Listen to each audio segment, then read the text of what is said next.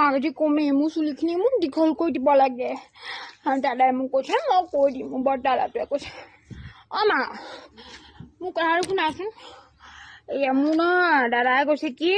মোৰ যে চুলিখিনি দীঘল গম কৈ আছিলোঁ মই মোৰ চুলিখিনি মোক দাদাই কৈছে তই চেণ্টাৰ ফুড লগাবি চেণ্টাৰ ফুডটো খাবি খাই লৈ পেলাই তই মানে তই গোটেই ৰাতিটো চেণ্টাৰ ফুড 10টামান খাবি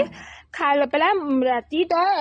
ধুনীয়াকৈ চুলিখিনি গুৱে লগাই থবি কৈছে চুলি দীঘল হৈ যাব এতিয়া মোক 10 টকা এটা দিয়া মই চেণ্টাৰ ফুড আনি চেণ্টাৰ ফুড চুলিখিনি দীঘল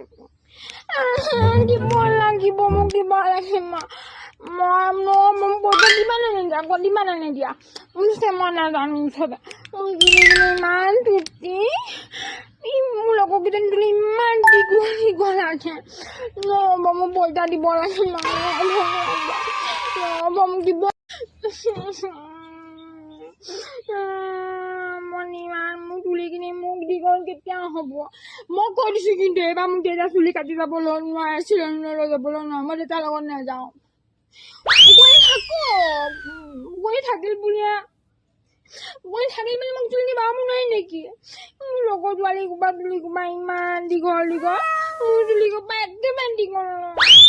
কৈ দিছোঁ এৰাতিৰ ভিতৰতে মই চুলি দীঘল কৰিম মই কৈ দিছোঁ কিন্তু এৰাতিৰ ভিতৰত চুলি দীঘল মোক দাদাই কৈছে মোক আকৌ চেণ্টাৰ ফুড লগাই থ'লে চেণ্টাৰ ফুড খাবলৈ দিছে আৰু গুৰিয়ে লগাই থ'বলৈ দিছে কৈছে এৰাতিৰ ভিতৰতে চুলিখিনি পাবহি এনেকৈ কৈছে আকৌ মই নাজানো দেউতাক কৈ দিয়া মোৰ চেণ্টাৰ ফুড নানিব মুকনি গোটা